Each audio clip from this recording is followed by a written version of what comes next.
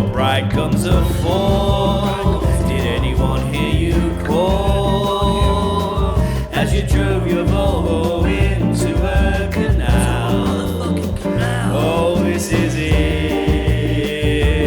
I love you, but I've nowhere else to go. I'm a depressio. I'm a depressio.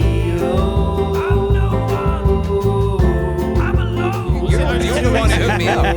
Are we rolling now? We are now. Yeah. Right, sorry. So You just this is more of a relaxed kind of drifting. Yeah, into there's- it. so there's no the schedule show to started this. now. There's no schedule to this, mate. Yeah, well, There's I want to make there's sure no- you're not switching on into like, Yeah. oh, we started and then the eyes glaze over and you go into BBC. Yeah, mate. there's no BBC level lizardry to this. It's just Wow. Wow. Lizardry is fucking amazing. there's no monitors on the walls. We've got Andy trussed up in the corner, Or have we? squeaking like a hog, or have we? Or have Squeaking we? like Yeah. a hog. Yeah. Wow.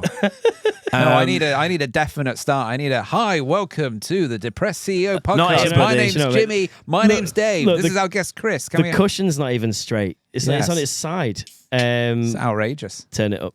Turn it up. There we go. There we go. That's much better. So we start again? No, that can't be asked. No, No, we're just going to cut in. Hasn't even got his microphone on. we're just going to cut in. This is crazy broadcasting. Welcome to the Depressed CEO podcast from the BBC to your screens. My name's James May, and I'm here today with everybody's favourite Bristolian, Christopher Phileas Arnold. Thank you so much. Not It's sure great if to that's be your here. real middle name. That it's not. It's Thomas. Christopher Thomas And Arnold. I'm Luigi Mangione. Lovely. Really? And Andy's trussed up in the corner like a hog. Why are you, for the listeners, why are you dressed like you are? And if you are listening, please go ahead to the YouTube and take a look at the attire that Jim's wearing. Would you like to explain yourself? Well, I thought Beatles Dub Club. Yeah. So, Which we'll learn about. yeah. So, You look like Sergeant Pepper's fallen on hard times. I think... Or Hey, you look like Sergeant Pepper off Wish. Yeah, you look like a Temu Sergeant Pepper. You look like Sergeant Pepper off Facebook Marketplace. Yeah. But you look good though. You're looking very nice. Well, you know, I made the effort. Do you know what I mean? You wore a turtleneck to another podcast that you did recently with our friends, the Utopia Project. Yeah, there is a. Yeah, I have to. First of all, Dave, great to see you again after seeing you on the Cheers. Utopia Project podcast yes, I am everywhere. that we did together a couple of weeks ago. Yeah. I thought for some reason when I went on that, I thought I'd be behind a desk because I had a look at some of their clips and they were all behind a desk. So And I that- thought. so you wore a turtleneck wore a because that's what you do if Well, you sat behind a desk. I thought or- turtleneck, sat behind a desk, I'd look a bit like Ron Burgundy. I thought it'd be quite funny. But Yes, then yeah, yeah. I actually That arrived is and funny. said, am I sat here at one of the 3 chairs behind the desk? And then Chunk, the main man, Went, said, no, you're sat on "No." this sofa. And I looked down at the sofa and it was quite low and quite far back. Yeah. And the turtleneck was pretty ill-fitting.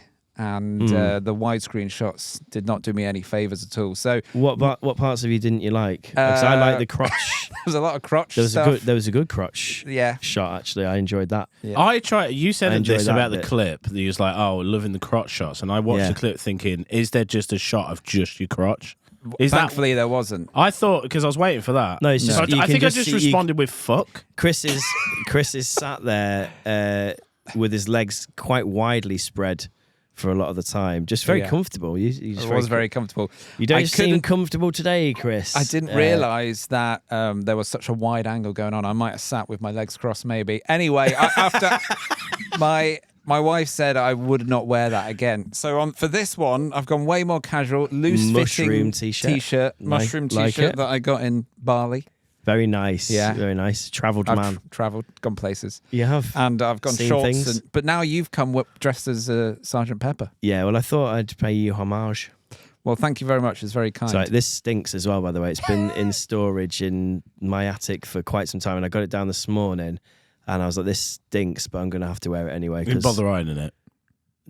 Can you iron it? I don't think it's made out of... I think Would this is- Would it burst into flames? I think it would. This was probably ordered off Temu.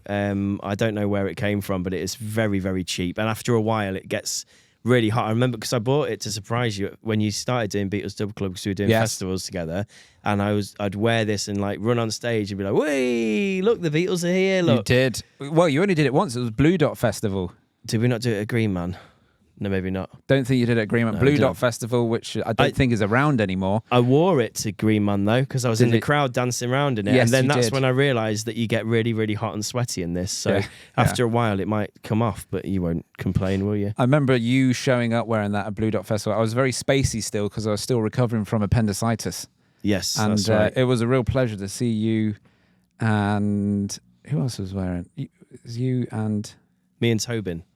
Yes, you It and was me and Tobin. Yeah, you Tobin. and Tobin. I don't blame you for forgetting him. He is a very forgetful person. That's my favourite part of podcasts, when someone forgets what they're about to say. And nobody knows who Tobin is either. Yeah, So that's exactly. it doesn't even matter. Tobin's my friend that I DJ with sometimes. We were at a festival together. We decided, actually, I think it was Tobin's idea. We'll dress up like Sgt. Pepper's, and that'll be fun for Chris. And, show him a bit of support for his Beatles Dub Club thing. Yeah. And then go out and do that. So, everybody go and watch the Utopia Project podcast episode with Chris, because he explains kind of what the Beatles Dub Club thing is in great detail, but you can tell us as well, can't you? Yeah, I can give you an abridged version. But yeah, do go and check out the Utopia Project podcast. In fact, turn this one off. Yeah, Just go turn watch it that off, one. just It's go. fine. That's like the precursor Yeah. to this, like to just get Yeah. the law, you know. Yeah, that's the law. And then Uh, this is the muck, the filth, the depth, the depravity. It's actually quite weird because at this moment in time, it's kind of about 90% of what my work is doing the Beatles Dub Club stuff. Yeah. And it's kind of hard to, when people ask, like friends of parents or parents of friends, and they say, so what do you do? And I say, oh, I DJ around at festivals. And they say, oh, yeah. And then it's like, what kind of stuff do you play?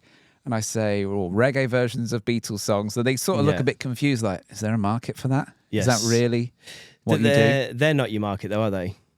Well, some of them are. I don't know. It's a real mixed bag. You get very young kids loving it. And then Yeah. I got booked for a 70th birthday party doing Hey. a Beatles Dub Club set, and a woman came up to me afterwards and told me that she saw the Beatles first time round in 1966 and said she really enjoyed it. Whereabouts in the country was that? She said she saw them in Cardiff, Where was the party? in Bristol. Oh, yeah, I was going to say, this sounds like a very Bristolian Yeah, thing, yeah. doesn't it? We'll get the Beatles Dub Club down, guy. Yes, yes, we'll get the Beatles Dub Club. We love guy. a bit of drum and bass. We're 70s, you Yeah, know? they really do. Yeah. It was popping. Yeah. It's mad Bristol, isn't it? What's it like living there compared to when you lived in Sheffield? Well, a lot of people say that they're quite similar, that Sheffield is the Bristol of the North and vice versa. Do you agree? Bristol of the North. There's a lot of people who have travelled between both cities. There are similar themes and vibes there. Yeah. Bristol's a bit bigger with regards to how much stuff is happening there. I can talk from like a point of view of when I was in Sheffield, I was promoting events, Yeah. with you and other people, and We did promote it was events quite. together. It was only after I left Sheffield I realised it was quite hard to put on stuff in Sheffield actually. And when I was putting on stuff in Bristol, there's a lot more people keen to come to stuff. Yeah. That's one thing I noticed. There's an air of Bristol, isn't there? Yeah. It is kind of a crazy party city, right? It is a crazy party scene. I always remember I was sat having some food with my mum and dad and sat outside in Bristol. This was only a month or so after I moved there, and they'd never been there before. And they were saying, oh, Bristol's pretty quirky. Yeah. I can see why you like it, Chris. There were some colourful characters walking past jugglers Yeah. and, people on unicycles and stuff like that. And that's just people going to work. And back, isn't Exactly, it? yeah. They're just not, they're Yeah. normal, just... And then from around the corner walked these two guys, and one guy was wearing a full kind of suit as if he was going to the office, and he Yeah. was holding a leash, and the leash was attached to the guy's next to him's neck, who was Yeah. in full gimp outfit, just walking down the street. Wasn't a stag do, just was a casual evening thing. And me, my mum and my dad just burst out laughing. So Yeah. that was a very Bristol moment. And your dad's like, I can see why you like it here, Chris. Yeah. Yeah. Yeah, it's very quirky. Very quirky. Yeah, very I'll come here again, Chris. It sounds great, man. I love Bristol. I always love visiting you there. And you are kind of Mr. Bristol now, right? Well, I don't. Would you say it's your favourite place you've lived? I would say this. Bristol's probably my favourite city in the UK. Yeah.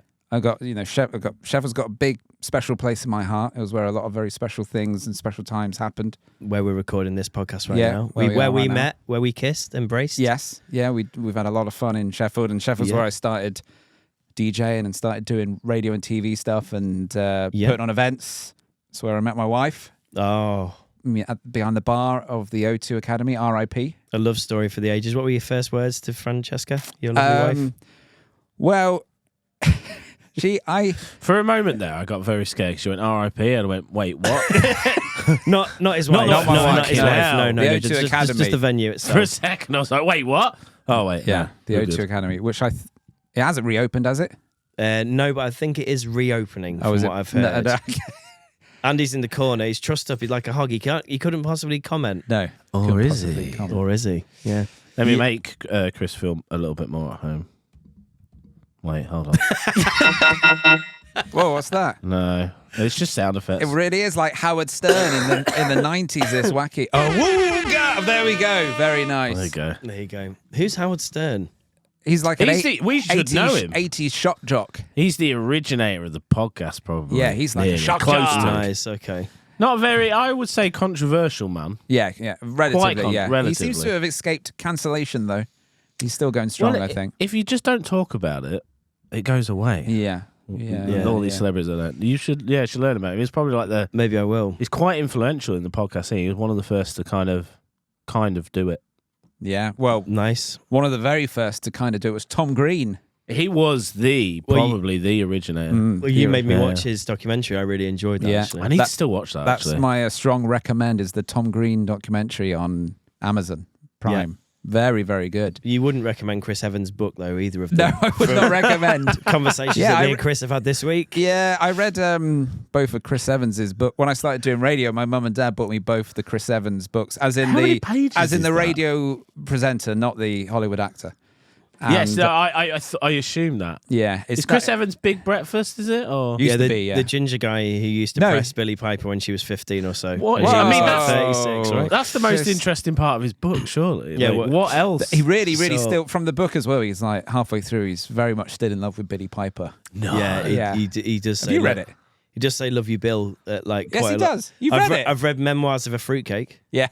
Do you know why? not Do great. you know why I read that one? Because there was a period of time in my life where I was quite poor, and I had the need to buy something, and I used to walk past the works on the way home, and sometimes they would have like books that were in like a mega sale, Yeah. and they'd be like, oh, £1 book, and shock drop from £22.50 to £1, and that was one of the books, and I Yeah. took it home one night, read it, and cried Because it was so bad I thought how sad my fucking life is right now. This is compared to the this success is a he real had. this is a real low. Yeah, well, no, not for him. I didn't cry for him. I cried for Oh, me. Okay, because I you were just buying 50p books. I've just taken a Chris Evans memoir home and read it, and this is my evening. Is it? This is my life. Yeah. A £1 memoir. And it's Yeah. not It's really like- inspirational either. It's just It one wasn't. of them where he never really learns his lesson. And he's got shitloads of money. Yeah. He just fucking buys a radio station. He goes, oh, so I went out one day. I just Really decided relatable. to buy a radio Yeah. station. Then I was pressing 15-year-old Billy Piper. That was fantastic. And then You I did- these are- turned about a house in the back of a brand new Jaguar and throw a load of roses at her. I'm like, I think for the record, How's she he got wasn't this 15. I don't really get libeled. I don't care. These I look- don't really these care. look- He's not going to watch, is he? He might do. 37 YouTube viewers, this one, I reckon. 36 of them will be me. Yeah, 36 of them would be Chris. Just checking if there's any of that I can use for self-promotion. Yeah. But no, mate, thanks for travelling all the way to Sheffield just to see us and for no other Hey, purpose. from Little Acorns, Tom Green started his podcast, kind of live radio, internet show. Yeah. A young man went on there and was very impressed by the setup. Yes. That man was Joe Rogan. And look where he is look where now. and he inspired this young man over here. Yeah, exactly. Yeah, And look where he is now. Bo Jogan, as I like to call him. You love Joe Rogan, don't you? Yeah, love him, mate. You Yeah, do. He's He's amazing. love him. Yeah. You do He's, love do you take know, Alpha Brain? Oh, all the time. Do you The wear real me story- undies? Do you wear me undies? I mean, you're talking like 10 years ago. Yeah, that's the Rogan. last time I listened to Joe Rogan. Was But- about Like He sold real story. Neat undies sounds like a Tom Green me thing. undies. Real story about Alpha Brain. I did buy some like when I used to about 10 years ago. Oh my And I God. took them and I felt horrible. Yeah. I just stopped. I was at work and I took like 4 or something and I was just like wigging out a little bit. I was like, oh, Dad, I think this is terrible, and just stopped. Well, I you- didn't dare take any more. It cost me like 50 quid or something. 50 quid. This is going back ages ago. 50 It was one quid. of Joe Rogan used to do all his adverts at the top, sometimes with the guests in the room, and one of them was for Alpha Brain, which would help make you. It sounded just basically like Ritalin, didn't it? Yeah, I think it was. Yeah. yeah. Here's some It was Ritalin. like, this podcast is sponsored by Alpha Brain. He was also sponsored by the dildo one. What was it? The fucking one that the men what the use. Fleshlight. Yeah, he fucking slung them. Fantastic. Wow. We need to get on he's slung fleshlights as well. I've said to you, my dream sponsor for this podcast would be Tenga eggs. Have you seen the Tenga eggs? No. Yeah, we've looked at those. Chris yeah. is quite a PG man, so I don't know Very if I don't know if PG we can man. talk about masturbating in front of him, but there's an egg that you can put over your penis, Chris, and it gives you very happy, fun pleasure times. Really? We did How look at big's that the on egg? the pod, yeah. Like Easter egg style? It's like a tiny normal egg, but then the insert sleeve is stretchable, so it stretches down the length Okay. of the shaft. Wow. And included is a packet of lube. But I know as a very environmentally conscious man that drives a diesel car, Yeah. you would never use a one-use masturbatory aid. No, I wouldn't. So I think I'm probably trying to market to the wrong person there. But Reuse only. yeah. All your masturbatory aids are reuse. Exactly. Yes. Yeah. And we'll keep it that way. Well, I actually, quite everyone. like there's the Bath Comedy Festival, which Yeah. is near me in Bristol. That whole thing is sponsored by Love Honey, That's nice. which Well, gives it a kind of saucy, racy air. yeah. But they clearly, the sponsorship is everywhere. The sex sells, mate. We did a club night last week and we gave out 1,000 free condoms and we sold out 2 club nights just because we were giving out condoms that we got given from a Japanese company. So did you notice like an uptick though when you said we're going to give away free condoms? Yeah. Why? They're You free. you call the club night like racy things, saucy names, and then you go, we're giving away free condoms, and kids go, oh yeah, mate, ooh, get in. Which is interesting because I thought all that stuff had died out. Do you remember when we first came to Sheffield? I remember as what, kids. what, Yeah, what was sorry. Monday night? cyclical. What was Monday night at Monday Leadmo night was called? Shag, and Shag. And the posters used to say What are we going to call it? Shag. Shag. The best shag in Sheffield with Yeah. the posters, and everyone would put it up in their wall. They would. My girlfriend at the time had that up in her university halls, where she was in Coventry, and she put a picture of me underneath it. Wow. That's Just what a lovely memory. What are you trying to say? irrelevant to, What are you trying to say? anybody because it wasn't even in the city. It was just in a different city entirely. I'm the best. Do you like drones? I sling dicks. Mate. Drones? What are you on about? Do you remember that guy? Last week, Jim was like, "Oh, what Oh, did you dear. say?" He went, "Do you?" After about an hour and a half of podcasting with Kieran, we started talking about drones, and I asked him if he was a fan of drones. So, are you a fan of drones? And I apparently that's not good. Apparently that's not good podcast chat. You ran out of chat. Apparently that's not good podcast chat. I think that's better than what you started the Dom Kidson episode with, which was "What have you done today?"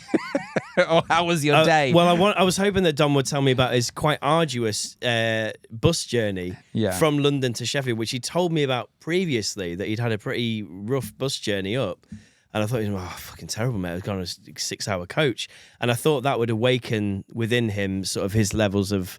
a nice anecdote or something. Yeah, an anecdote or self-loathing, but it didn't. And I did ask Dom today, I said, we got Chris on the podcast this week. Maybe you could, like he sent a video in for you where he sort of spoke in that funny voice and everything, and you just took the mickey out of him. Maybe you could do one for him, and he just greeted me with silence and said, just make sure you have a large drinking vessel ready. So thank you, Dom. I've got my large drinking vessel full of water for the dry chat. So he just Because I'm so dry. He just skirted the request. Yeah, Yeah, he he just didn't do completely ignored it. Well- he blue ticked me and then just fucked off and didn't reply. So We should address the Dom Kidson episode because I listened to the full thing. yeah. And I Quite felt like I The was... allegations. I felt like I was like the fourth person there, the amount my name got brought up. Yeah, I think yeah. probably maybe the high point or the low point was when Dom said I was a man devoid of any talent whatsoever. Yeah, I mean, that's quite mean, isn't it? very Really? mean. Quite Very mean, mean. really. Very, very mean. You are a man that's tenacious, though. You do carry on, Yeah. don't you? In Yeah, spite- that's he basically said he's a man devoid of talent, but he doesn't let that stop him and he continues and perseveres. He just persevered. One thing I would say, I'm not going to say that's completely true, Chris, but I'm going to say that like you have continued to bring the panpipes out Yeah. for quite some time. And will they be out this summer? I don't know. For the panpipes is a long time gag that I've been doing where I mime to panpipes. I bring out Yes, panpipes yeah. on stage and I mime to panpipe songs. Yeah. I've done a number of songs of it. Most notably, I Want to Break Free by I've Queen. seen the video. Yeah, that's the main Most- one. But I've done a most lot of others notably. as well. Seven Nation Army. Did we do My Heart Will Go On? at Yeah, one point, I think maybe. I think we did. Yeah. And we did a Christmas special, didn't we? Shaky Stevens. Yes. I say we, it's just me. Do. Yeah. Yeah, But the thing is, there's a handful of people that find it very, very, very, very funny, including me. and I think there's times when I think that's cyclical as well. A bit Yeah. like the saucy club nights, it's cyclical because after a while, I'm like, oh, it's funny again. Maybe I've not seen it for a while. It's funny again, but then maybe it's just because we toured it and we saw it like every night, and we're like, oh, it's this little panpipe bit now. It's a break for us. Yeah. Where you do a Yeah. performing. Well, bit and go at the off. start of the panpipe, saga, was you like all in? The And then the first few times, it's really good. Like, it's really good. It's a bit like a song that gets hammered on the radio. Like, Yeah. the first time you hear it, it's great, it's fantastic. Second time, brilliant. Third time, oh, it's still good. After the 10th time, you're like, oh, it's that one. Do you And want to then- know? Do you want to know a fun panpipes fact? Yeah. So the routine started back when I was in Hand Pocket. If you want to find out a bit more about Hand Pocket, listen to the Utopia Project podcast. Please stop listening to this podcast. Just go and listen to that one. So the way it used to work, because there's guitar and keys and panpipes in the version that we had. So we used to do it in Hand Pocket. I would Just pretend. I would mime the guitar. Mm-hmm. The Welsh Whisperer would do the panpipes, and then Dom Kidson would play the guitar at the end. Beautiful. So that's what it used to be. And then obviously the Welsh Whisperer left and to pursue a career in northwest Wales. Yes. And yeah. Dom stopped talking to me. So I took it upon myself to carry on the panpipes dream on my own. Yeah. I think maybe Mark Leeming, aka Mickey Michaels, might have done it for a bit as well. There was a point where Mark said, please don't make me do this anymore, Chris. and you were like, no, go on, it's good, it's good, it's really good. And then I think at that point you went, I'm gonna actually take that on myself. It's it's your cross to bear, really.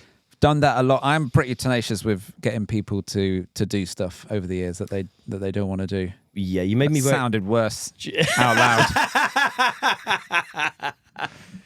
You made me wear a vest once. Do you remember when I wouldn't wear a vest and I made you take us to the shop, so we had to buy t-shirts instead. That's also a very boring story. For the Squirty Cream challenge. It's up there with drone chat. Or for something else. No, I think we decided. I feel We like made Chris. some very homoerotic sketches together, didn't we? I feel like Chris has sculpted a world, and you guys are just in it. Like We're just a part of you're it. just. yeah. I need you to be this. Yes. Right now for Yeah. me in my world. Mm-hmm. Yeah. But Well, what, this more feels about part of it. I need to know about the homoerotic skit. Let's go. The world of Cool Beans. We did a TV series, didn't we, for 2 series? But I ducked out the second series because I was very mentally Having a mentee B, as some people call it very nowadays. mentally unwell. You look very young in those clips. You did show me some when we Yeah. did the pod last. I loved the Hoover skit. That's one of my favourites. Hoover sketch. Well, you will know that the inspiration for that is My Car Is My Lover. Yes. Which is a documentary available on YouTube. One which of you the should best all go and watch. documentaries. Have you ever seen that, Chris? Jimmy has showed me part of it, yes. I didn't realise that was the inspiration at the time. I thought it was all Jimmy's own work. I also recommend a documentary called, I think it's Botton Village. Yeah. Please watch Yeah, it. okay. I will watch it's it. so good. I think Botton is my favourite. Yeah. place Botton's anyway. We should incredible. do a podcast special there. But anyway, It's so not far from here. we Just did saying. 2 series. The first series I was more of a part of, but the second, Should we Chris- explain the backstory of local TV? Because I don't think we touched that up at all on the Utopia Project podcast. yeah, you may absolutely go for it. So it arrived in 2014 and it was Jeremy Hunt's baby. Do you remember Jeremy Hunt? No, he doesn't get away, does he? What does he get? I don't know. Who's Jeremy Hunt? Former health secretary. Give him the air horns. Hasn't he done everything? Education secretary, Yeah. health secretary, and he's nodding in the corner. Yeah. He ran to BPM a couple of times. He was the culture secretary back then and he came up with local... Secretary of Culture. Secretary of Culture, yeah. And he came up with local TV, which meant that certain cities and areas would get local TV, a channel on Freeview, Virgin and Sky. Yes, Quite high up. It was like channel number 7, I think it was on Freeview. it was. It And was then- underneath all the main channels. Yeah. Basically, all the TV stations went out to tender and various people could bid for them. And Sheffield Live got the Sheffield contract and Made TV got a hold of other contracts. Yeah. And then basically it was given like a 3-year kind of here's some budget. It got some budget from the BBC and from elsewhere as well. And then it was like, let's show us what you can do, everyone. And it was quite well funded for about 3 years, and then it kind of fell off a cliff a little bit. And it still is there. You can still turn on Channel 7, but it's quite kind of the shadow of its former self. One thing that's important to note as well is that you went on to work for Made TV. I did. Off the back of making Cool Beans TV and creating a bit of a relationship with the people in Made Leeds. Particularly because they were the people that we worked with first, and then the program went on to go on to all the Made channels. So there was like Made, Leeds, Bristol, Cardiff, and loads of them, Birmingham, London. Not London, but there was one in Grimsby. Where was the other Made one? Because we did a tour where we did all the Made cities, didn't we? Newcastle, thank you. Tynemware, yeah. That's right. Yeah, because I'm not too sure what was going on in Sheffield, but there was no budget available for anyone. And so a load of... Sheffield Live took the budget. Well, we don't want to make any accusations right now, but basically... Conspiracy theory. Somebody at Sheffield Live got very rich off live local TV. Everyone was very excited. I remember lots of filmmakers, way more experienced than us, were very excited. Yeah. And, I put forward the Cool Beans TV show, because we've been doing Cool Beans events, we've done Cool Beans radio. It felt like the next step. Yeah. Cool Beans TV show, and it was very excited that, here we go, branding. I've got something to show you. There was also the final step. The Cool Beans Road Show. We'll get on to that. Yeah, but there you go. That's a little gift for you. But that stinks as well. It does smell. That does not smell Do you nice. holding up again? Just Sorry. sprawl it out. Hold it like you're about to present it to each other. Yeah, it feels like we're back on the set of the Cool Beans. Look at that. Just get that fucking sprayed up there. Yeah, look at that. Put that on the side. There we go. Hang up. Hang it up. Okay. That's nice. I want that shirt, but I think it's too... Yeah. I'm a bit of a pincher of shirts, so when I see one, I'm like... It's been pretty tight on all of us, this one. Yeah. You can have it if you want. Yeah. It's like that turtleneck I wore for that other podcast. So that was the final thing. That was the final Cool Beans thing as well, which became the live thing. Yeah. So yeah, the TV show. Yeah, I remember it was like, Chris, it's been commissioned. And we were like, yeah. And they were like, you could use any of our equipment. So like, the cameras and the editing computers. And I was like, budget? They were like, no budget. No budget whatsoever. No budget. And I remember at that point, a load of other filmmakers who had shows commissioned were like, well, we're not going to do this. And loads of them dropped out. But we were all like, it's going to be on Freeview, though. So we persevered. And I don't know what we were thinking. Like the days of TV were still golden in 2014. I'm pretty sure YouTube and streaming services existed then, and everything was going down. Everything was going down the shitter for TV. They weren't. It wasn't quite where it was now, but it was definitely about 20 years too late doing local TV like that. But basically, long story short, we ended up doing 2 series. Me and Jimmy presented the first one. In a very similar kind of setup to this, we had sofas in a room in above a pub in Sheffield, and we had musicians come on. Can stop us. Nobody. Yeah, exactly. Nobody. The thing is, if you didn't do that, I would think arguably you just wouldn't have got where you got now. The same with you. Everything leads to something else. It just does. Without Chris doing that TV show, that actually, do you know what? Surprising amount of people have watched on YouTube, and it is available if you do want to watch it. Yeah. Cool Beans TV show. Search on YouTube. There's 2 whole series. The first series, some actually quite good numbers on the. Yeah, it did all right on TV YouTube. show. I think the main we put them on YouTube afterwards as like a secondary thing. I think the main thing, which was quite exciting, was that it ended up on TV. And a lot of people, I remember when it went out, a lot of people were like, "Yeah, I watched it go out on TV last night." And then basically, what did eventually but I was in it, so I didn't think anyone else was going to watch it. But people did watch it, and then basically because we made it not super Sheffield specific, it got picked up by, so it ended up on like 13 other channels. So I get messages from my cousin. We had a Yorkshire weatherman in it who was very Sheffield. But that's it was all filmed in Sheffield. I mean, I suppose we didn't say it. It was all Sheffield, didn't we? We didn't say welcome to Sheffield TV. And that was Chris Arnold's global takeover plan all along. He knew it was going to go, at some point it was going to be shown in Shanghai in China. Yeah, because a lot of the other shows were like, hello, welcome to Sheffield Live TV. This is this show. So, which then can't be used anywhere else. You did specifically say welcome to the Cool Beans TV show. And he said roadshow then. What I was going to say is something great, and I've forgotten what it was. One of my favourite podcast moments, that when people forget stuff. Well, the second series, in my opinion, was the finer of the 2, because I actually enjoyed Mark Leeming hosting a lot more than I enjoyed myself hosting, because he had this great character of Mickey Michaels, which was very coherent. And I think that I've said this to Dave, and I'm sure I've said this to you as well. But when we were a part of it, what I should have done at the time is just let you have the main sort of voice of it and stuff. But what I tried to do was jam in loads of my humour, which was completely different and did not match the tone of Cool Beans whatsoever. And so very often we would have to just sort of go, yeah, that bit doesn't really work because it's too rude, and this is going to go out on like a TV channel, which is, and then I just would be like, yeah, but fuck that, let's make it more rude.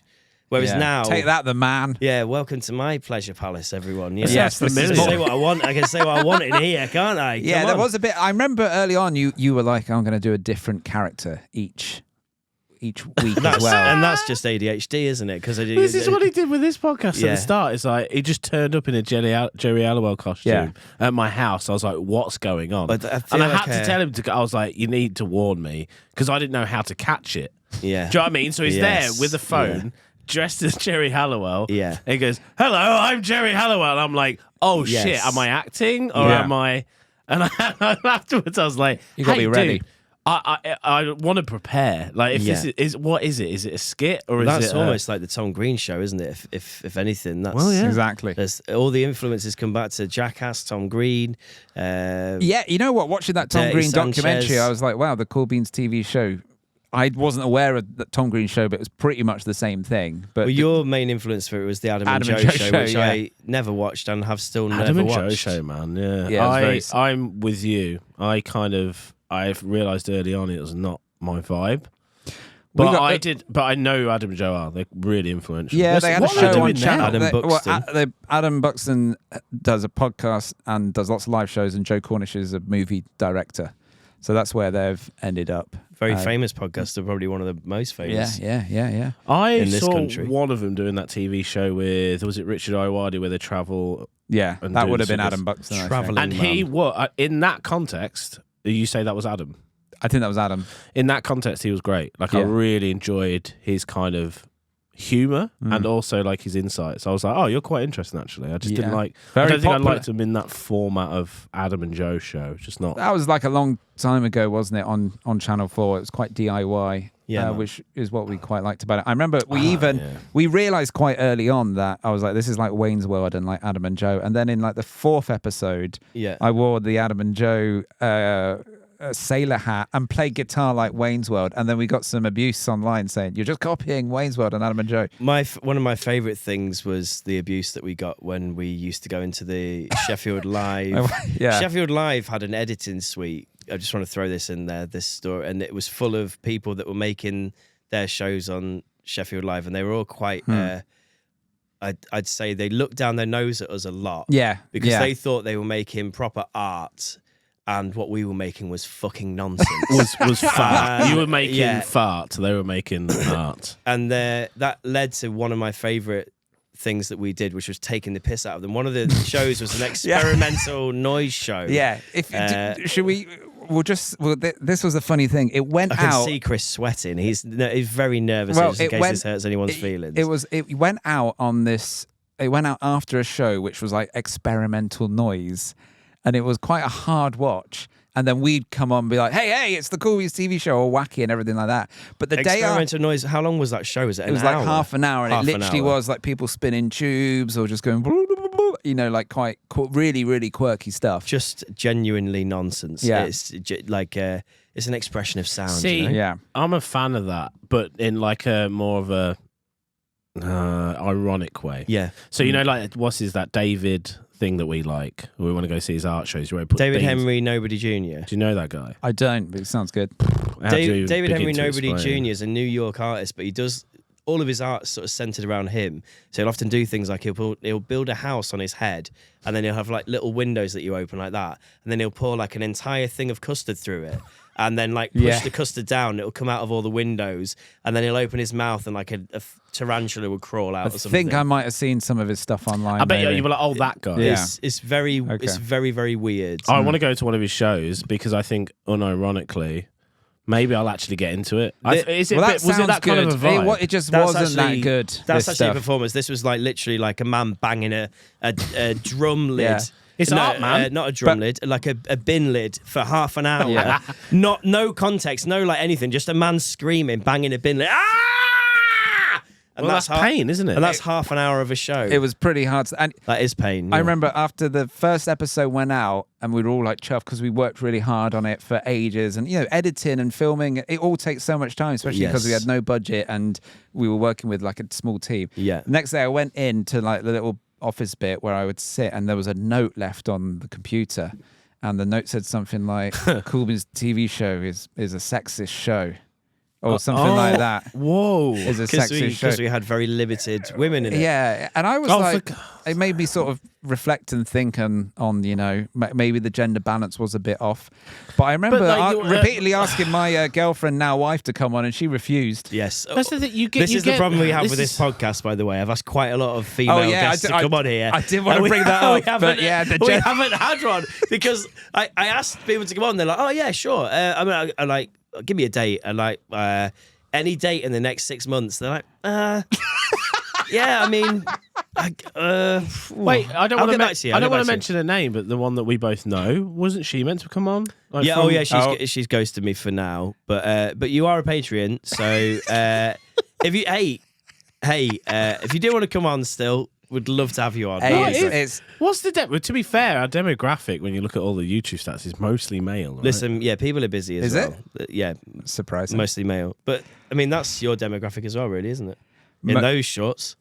Well, yeah. What happened? Just letting things be what they're gonna be. Yeah, like, we don't. Why are we putting like labels? We don't want to get bogged down in this conversation. What happened to just men having a good time? It is tricky. I've spoken to a lot of comedy promoters where obviously there's a big push for more of a balance on lineups. And a friend of mine used to put on like an open mic night where it was like free to sign up and free entry and everything like that. Yeah.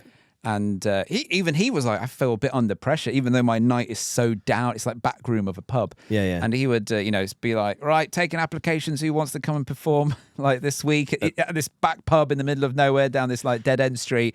And he'd open up his like laptop and it'd be like, all right, okay, so 3 females have applied and 67 males have applied. He was like, right, well, I got to put the 3 women on straight away, regardless of, but.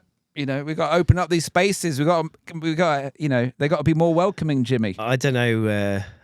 How can we be more welcoming? I've got an idea. Will you shave your beard? Would you shave? If that's what they want, if that's what they needed. I like you hunches, Dave. Thank you. I'm going to wear a T-shirt saying, "I respect all women." I think that might work. Women. What's just women? Like the band? Wham? No, it's all good. It's an internet joke. Sorry. So we're not as chronically online as Dave is. Millennials. The thing is, the very definition of Chris Arnold is chronically online, though. Yeah, not as much as I'm not as deep as not in the right people. Places. Let's get back round to the local TV. So what we then did after I got that note was the note was again. Please remind me. The note was kind of and I was like, who has left this note? And it spun me out a bit. I was like, kind of hurt my feelings, and I actually did. I had a bit more of a push to be a bit more balanced in the show. I don't think I quite managed it. Some women came on and then didn't want to be credited. Well. Yeah, you know you are. You won't be watching this either, so don't worry about it. But then we did the second series. I don't know if you want to talk a bit more about why you decided not to return to the second series of the because I was having a mental breakdown. Yeah, but Chris's words were, "Oh, you'll be fine, mate. Just come along." Actually, this isn't. Chris one of those people that goes, "Just don't think about it, mate." Yeah, this isn't necessarily true. I said, Jimmy, have you tried just being happy? Yeah, have you tried? Why don't you just try like cheering up a bit? Stop being depressed. Oh God, like what's really wrong with your life? We very much acknowledged. I was very keen for you to do it because I thought you were great and you brought a lot. But we also completely acknowledged that you were having a tough time. I think I at that particular time I was really struggling with. I was in a pretty rough spot in terms of like work. I didn't have very much work on. So I didn't have very much money. Traveling between cities was hard because I was living in Leeds at the time with my then partner. and we'd just dissolved also, like one of the most fun projects I'd ever done, which was when we were doing 50 Sniffs after quite an extended, lengthy period of success. Yeah. And then doing Cool Beans TV show was like a completely different kind of, Yeah. It was a completely different lane. And I wasn't really sure what I wanted to focus my attentions on. And just in general at that particular time, I just felt a bit fucking lost. And I think a lot of people do in their 20s just have a bit of a weird time. And I just wasn't very, I just didn't feel very good. And what I should have done, really, looking back on it, is just fucking manned up and just fucking gone and done it. You know what I mean? But what I wasn't very good at doing then, I suppose, was expressing like what I was struggling with. But one thing I will credit Chris with is he's an absolute inspiration in terms of you always are quite good at rallying people together to get people to get something done, which has been very inspiring to me to watch as one of your friends, I suppose, because me and Dave have done music and stuff over the years, and I suppose I was a little bit of that to you, but then also I would sort of slack off and not get things. You know, sometimes it'd be like we'd have an idea for something, but I'd just be like, oh, yeah, that would have been cool, but we didn't do it. Whereas actually a lot of your ideas that you have, you do go, that would be really cool. Let's actually go and do it. And to see somebody do that was very refreshing for me. Wow. And not something that you maybe I've told you before. So why not tell you publicly? Well, that's very kind. Thank you. Now kiss. No, kiss over the t-shirt. Some people are just doers. We've already kissed. You're probably just a doer. I'm a thinker, and I'm like, oh, that'd be cool. But then I just kind of get distracted, and nothing ever happens. Frustrating. ADHD brain. Fucking horrible. But someone like Jim just goes, come on, come along. And I'm like, oh, yeah. Yeah, you've always been very, very good, Jimmy, at just cracking on and doing stuff as well. You maybe got that from you, mate. To an extent, but yeah, right. I think you were definitely very inspiring in that respect. I think I met you at a very good time because we met in our early 20s when we were both kind of wanting to do stuff. Yeah. But also like even to this day, you email people and ask questions, which I think I was always like, what, you can just do that? And you're like, yeah, just email them. Like, what are they going to say? Yeah. No? What are they going to say? No? Yeah, well, those words from Dom Kidson ringing out true, very tenacious. Yeah, well, just I am quite true. tenacious. Yeah. A man devoid of talent. A man devoid of talent, but can send an email. Full of tenacity. Do you know when you get no's, and you've probably had no's, maybe? Yeah, but, loads and loads of no's from... Is it? You don't take it personally or anything? You're just like... Absolutely not. That's one thing, actually, I realised quite early on was probably one of my strengths was not taking criticism to heart. I used to be in a band kind of just before I met Jimmy and was in them a little bit, maybe whilst we were... started doing stuff with Jimmy in a band called Nice One Greg, who were like a reggae band in Sheffield. Yeah. And I remember we got quite a bad review once, and I just found it really funny. But Ed, the guitar player, had like a mini breakdown and wouldn't stop talking about it for weeks. He really, really took it to heart. And I was like, it's just one person's opinion, Ed, just leave it. I think I find it easier to do that as I get older. When I was younger, it used to cripple me. Like, I remember my first ever hate comment on a YouTube video I loaded. Yeah. I remember my first one. Was it a parkour video? It was. Yeah, okay, carry on. And I learned how to do a thing called a gainer, which was like you kick your leg around. It's like you do a backflip, but it doesn't matter. It's a backflip, but going forwards, right? Well, you kind of flick your leg around like a karate kick. You land, and I did it, and I posted it online thinking, this is sick, and it got like quite a few views. And then this one comment was like, you would have landed that easier if you wasn't fat. And I was like, I was like skinnier than I am now. But I had a little tum on me. And I remember seeing that comment going, fuck that. That's when I had my first memory of like, oh, this is the internet. And anybody can just come at you. And I think I learned a little bit quick, like, okay, we just got to go forward. I've not really had a problem. I'll bite back, but like, I don't really, it don't keep me awake at night. I don't care. Like, it's fine. I'm a bit like you. I think more so, I've been doing TikToks recently, and I find it kind of, sometimes I watch myself back too much, and I'll go, no, I'm not going to post it. But recently, only like in the past 4 months, I've been like, fuck it, I don't care anymore. Yeah, I'm just going to literally. It's a good place to be. Yeah, just fucking go for it. Just post and ghost. Yeah. Just don't even look. I post it. I just go, fuck it. I wanted to do it, and that's all that matters. One thing that's mad, Chris, is, and I'll say this about some of the things that we did, like when we were doing the Cool Beans TV show, you then decided, hey, what we should do is now go and do a live show in each of the cities that this TV show is aired in, because there will be people in all of these cities that definitely watch the show and want to come out and see us. And I think we were in for quite a... Attendance was poor. Let's just say that. Some cities were better than other. Attendance was quite humbling. Actually, to go back on what I said about Bristol, attendance in Bristol was very poor. It was a Tuesday night, though. Attendance in Bristol was abysmal. Abysmal. And the Welsh Whisperer travelled over from Wales, and he wasn't happy. He did. How many people were there? Well, to get the Welsh Whisperer to England in the first place, you have to pay at least 50 quid. He paid us 50 quid. Some of them were all right. Sheffield was the best one because we ended in Sheffield in home turf at Tramlines Festival. Again, I think one thing I'll also say about Chris is he considered this as well. I never think about stuff on like a level any deeper than it is. Whereas I think you had sort of planned this in a way where we were like, right, we'll start the tour. We did London on Sunday or something like that. Yeah. And then we did we make our way up to do like Bristol on the Tuesday, and we had we had days off and stuff in between. We didn't have any days off. Did we do London, Cardiff? We did London, Bristol. Cardiff, Bristol, and then Leeds. We did the Fenton, Newcastle. Leeds, Newcastle, and then Sheffield. Fenton, yes. Fenton!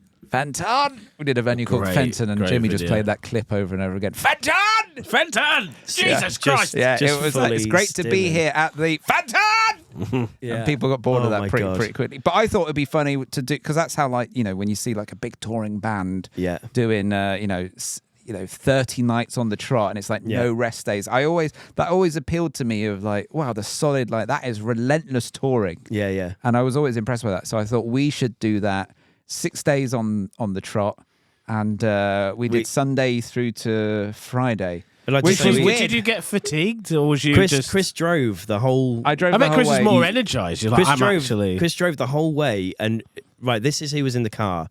Me and Chris Arnold, so very dehydrated already. Dom Kidson, very drunk the whole time. Mark Leeming, also very, very drunk the whole time. So Dom and Mark, I think, and me as well, were absolute piss cans for an entire week. Bags of piss, very, very, very, very, very drunk, and either hungover or sleeping in the car whilst Chris was driving. I was drinking not as much as the other guys. Do you remember what we drank in Cardiff after the show? We went to the bar, and there was a sign saying like special bombs, £2. And we were like, what's a special bomb? And they were like, it's like a Jaeger bomb, but with special brew instead of Red Bull. And we were like, 6 of them. Fuck, I do remember that. Can I ask you a question? Do you ever raise your voice or get mad? Have you ever seen him like pop off and go, I've had enough, and you've got cross? Only with one guy called Joe the Ho, who I think might be your kryptonite. Oh, how do you know about that? Have I told you that story? Joe, were you there? I've been in the presence of you and Joe the Ho. Joe is one of Chris's friends. Yeah, we're born on the same day. Friends. Born on the same day. He's 2 years younger than me, and we were in a band together. And he used to wind me up. So there was one time where I got so annoyed with him, I lifted him up and dropped him, and then he claimed that I'd hurt his back. Him and Dom. You lifted it up and dropped him. Yeah, that's how you dealt with it. Yes, I did. Yeah. He got really annoyed. But we're pretty close now. Him and Dom, I think, are the only people that I've ever seen annoy you.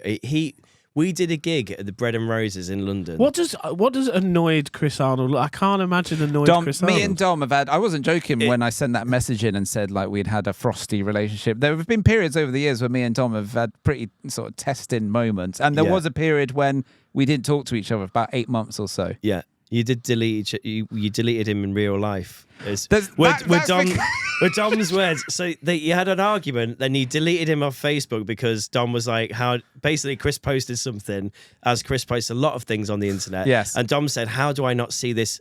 How do I not see this? Yeah. And so Chris deleted him off Facebook. Oh my God, imagine. And he got very upset. He got really upset. And then I think you sent him a text, quite a long text, which I've read, and It was like, you know, has he still got it? You know what, Dom? You know, there's all these things going on all the time. I just seem to annoy you, so maybe it's best if we just take some time apart. And then Dom texted him back saying, "Have you deleted me in real life?" Yes, I remember that now. I definitely haven't got that text. But Yeah, Dom's still got it. Well, no, I've not. I read it at the time. I didn't read it recently. I don't know if he's still got it. We've only ever had like one big, massive breakup, haven't we? When I cried on the way home, which was the end of 50 Sniffs, wasn't it? The end of 50 I remember Sniffs. crying like it was actually a girlfriend. We split up. Go on then, Ted. What happened there? The end of 50 Sniffs was quite sad. Dave essentially got bored of what we were doing because he didn't want to be a pop band, which is fair enough. What did he want to do? Metal. It was the success of Fish Chips and Donkey Rides that, for me, when we started getting booked for kids shows, I was like, I'm I out. love that. And Jim was like, maybe just for a while we can just do it, and I was like, nah. And then I didn't know how to express that because I was young. So then it became resentful, and then it became weird, and then we didn't know, and then it all come to a bit of a climactic. I don't even know what happened. It's like, can we come over and did I come to your house or did you come to mine? We were both at your house, and we'd made because I drove home crying. You drove me home. I did. You drove me home. You drove me home, and you cried the whole way. You drove me home. We didn't kiss goodbye, and then you drove home. But yeah, it was. It's in my kitchen. Oh my god, I remember this. It was pretty, and we had Dominoes as well, which was it was pretty. We'd made Song with a Dance Move, which actually features on Cool Beans TV, so there is a link to this story. But we made that, and then we were sat eating Dominoes, and Dave was like, "I just don't like this anymore. It's just shit. Like, it's not fun like it used to be fun anymore. You know, you don't even kiss me. You don't even kiss me when we make love." I like that. That's like it was just me and Dave, and then we just argued, didn't we? What did Mum and Dad think? I don't think we argued that much. I think it was quite mutual. But then I was also gutted, and then later on we went on a friend's stag do, which was great. And I was like, "Oh fuck, I've got to see him. I hadn't seen him in ages, and not spoken to him." It was ages, and then we got put in a room together because that would obviously make sense because we were like best mates and that. But at the time we weren't really talking. And then we went on this night out, and Dave was like being a bit of a social butterfly, and he did press ups in the street and lots of break dancing. I remember in front of a homeless man. And all of it. Oh shit! Yes. All of it quite annoyed me because I was like, "That's really funny," but I can't be seen to be enjoying this. So then I just got really drunk, which is how I coped with quite a lot of stuff in my 20s. And we went back to the hotel room, and and Dave came in also really drunk and was just like being nice. He was like, "Hey, why don't we talk anymore? We should be friends." Tell him what you said. And I said, "Fuck off and die." Wow. Fuck off and die, you cunt. Whoa. And I took that at the time really personally. Dave took that I was like, completely literally that I wanted him to. You can say whatever you want on this go podcast. Away and die. Yeah. Well, it's not the BBC anymore. We're a long way from Kansas, Dorothy. Oh, Tommy, you're not used to talking about. Oh, this is fantastic. No, it's fine. No, I'm cool. It's cool. See, this is where He's an underground broadcaster. I reside in feelings. I love it. It's like I'm like a feelings vampire. And whenever somebody gets deep, I'm like, yeah, it's good. Yeah. Give me the energy. Well, I imagine most of your listeners and viewers know about 50 Sniffs and the 50 Sniffs origin and the stories are. But you were a very... Yeah. They probably don't know that one, though. Our patrons will fucking know about it because they've got like 72 emails about each track that was uploaded. Sorry, patrons. I did upload so there all was the 50 Sniffs back catalogue. Because I was aware of 50 Sniffs just before you released Boston, the London cover. Yes, and then obviously the massive success of Fish Chips and Donkey Rides. And you were at that time predominantly everyone knew you for those two tracks. What a lot of people did not realise was the filthy back catalogue of stuff. It gets even filthier as well. Yeah, and then when you say a lot of people. Did you mean you? No. Okay. Don't you remember because you booked us for the Fox and Duck in Sheffield, right? I don't remember. Maybe, but do you remember when you did the Tramlines Ale launch? We spoke about. I do remember doing. Booked by Sarah Nolte. I remember standing next to Sarah Nolte as you went into one of the songs, and she said, "Didn't think." She just turned to me and said, didn't think it'd be like this. This is my point. This is exactly my point. Yeah. Everybody knew the Fish, Chips and Donkey Ride song. Yeah, they yeah. loved that. That was PG. That is the only PG song in the catalogue. So I was like, Jim, what are we going to do Sorry, at these good. kids' shows? We could do one song and then we've got a song about like slag. The I best think thing. you might have been doing that one when Sarah Naughty turned to me and said, I didn't What? think it'd be like I this. didn't know about this one. The best thing about that is I quite like that little shock. The little. I do. The That's little, where I'm inside. the little shock of it. You were like the Sex Pistols of the one- Tramlines Ale launch event. I kind of It's like the love 100 that Club. as well because I remember standing there on stage and being like, "Oh, there's the who's of Sheffield are in this room." Dave had no idea what was going on. Neither would the other member. The of 50 other Sniffs. member. And there was also a lot of just old real ale drinkers stood at the bar as There well. were, 'cause it was the sorry, we forget to mention it was the Tramlines Ale launch. Yeah, it was. So it was a real ale being launched at the Harley. Yeah. And who did they book to perform? Oh, little old me, who comes out on stage. Now then, fuckers, like, Yeah. let's go. And who else performed on that lineup? Who else performed on that line? Come on, you got to remember. I can't remember. Hand Pocket. Oh, Hand Pocket. Yeah, of Oh, course. Very yeah, poor. yeah. We did the I wish Pipes they'd- thing. I wish they'd stop it. Yeah, to be honest, we really was it us and you? because we confused them because we were like Ed Donlan, who I just mentioned, who was in the band with me. Yeah. He came out wearing a Mexican wrestling mask and called himself El Crazy Cat, and we had a whole Yes. skit where he came on as he hated Hand Pocket and he sang a song called Hand Pocket, I Wish You'd Stop It. He was like your arch rival. He was like arch our nemesis enemy. kind of thing. Nemesis, yeah. And they looked pretty confused at that. And then we did all that, and then you guys came And on. I really like. And performed such classics as Slag and Boston Kid. BSTN, which is a place that many Sheffielders maybe don't even know or Yeah. have never been to. So, especially not real ale drinkers. Place in America. They're doing a song about Place in America. Oh, too funny. Jesus Christ. You booked us for a gig at the Fox and Duck in Broomhill. Yeah, I can't quite remember And that one. What was that? That was Who was that with? It was a Cool Beans event. I can't remember who else was playing on the bill, to be honest. But like, I think I took umbrage with the fact that normally at Cool Beans events, people are having a bounce and a dance and like a really raucous kind of time. And this one was just a little bit tamer. So I was like, oh, we'll go on and get them going. Like, why not? We'll get them riled up. We'll give them a bit of energy and like pep. And I think what I decided to do was go on and insult the entire audience and call them boring and say that people in Leeds were much better looking and become like a bit of a villain, but in doing so unite as it were. unite the audience Yeah. against me and then encourage them to have a good time. But what I ended up having to do throughout the set was realise my mistake and that after every song we played, we were being booed. And at the time, you were quite nervously stood in the corner, like, I don't think this is going very well. I think you should cut your set a bit short. And then It's all coming back to me now. I think I Yes. do remember. I think I did ask you to cut it short. you did, Yeah. And so I think we did. But then by the end, I was like, oh, we've been asked to leave, obviously, because none of you like us. But I would like to say that as I've got more drunk throughout the show, you've all got a lot better looking. Great joke. Yeah. So. I think I like that though. They can't all like, be bangers, can they? As we say every episode. that kind of anti-comedy when somebody doesn't like it, I kind of like that. Yeah. It's a weird. Yeah. It's like a defiance of like I don't care. Well, that was the Tramlines Ale launch, 2013 or whatever it was, all over. Yeah. Anti-comedy. I think I gave Sarah Naughty a tub of Vaseline at that. We actually spoke about that on the last we did. podcast with Wow. Kieran. You remember a lot more stuff than I do, but it's all very much a blur for me. It's Yeah, I like think the Hot Souls then went and did the next one, which was a much better idea. A much better booking. Yeah. Yeah. Yeah. Hot Souls, great band. 50 Sniffs, great band. Hand Pocket, who? What do all those acts have in common? They've all played Tramlines. They've all been on Cool Beans TV. Oh, right. Yes. There you go. Yeah. Gone back round. It does. It goes back round, mate, doesn't it? So, you a fan of drones? I think it's time for me to have a refreshing Pepsi Max. I've nearly run out of water. We're not sponsored by them, Chris. You don't have to. You don't have to. You have to promote Pepsi Max. There we go. ASMR for everybody else.